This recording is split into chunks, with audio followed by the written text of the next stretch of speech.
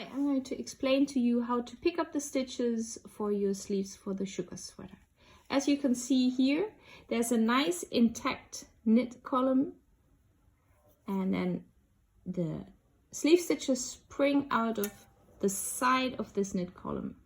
I'm going to show you how to do that. This is your front or back panel, and you want to pick up the stitches from this edge here, or this edge. You locate the last or the first stitch of your panel. In this case, for example, that would be this. It's a bit of a messy stitch on the side, and you want to leave that out.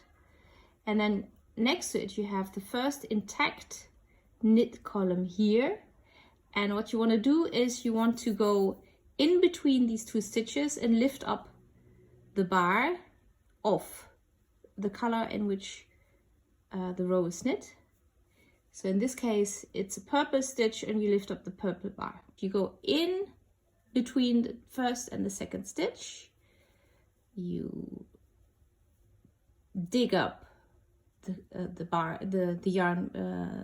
between these two stitches, you pull your yarn through, and that's the first. Now I come to a contrast color row. Make sure to stay in the same line, and then you pick up the contrast color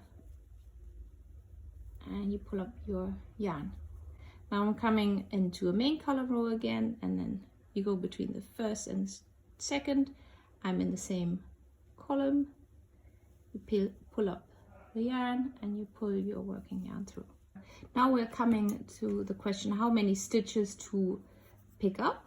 So if I'm pulling this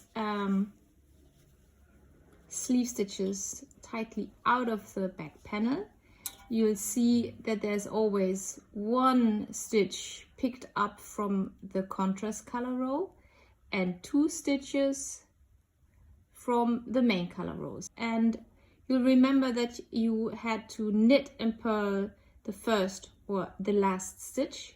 So there's always a contrast color stitch here in these rows. So from these you pick up one, and in these three rows you pick up two stitches.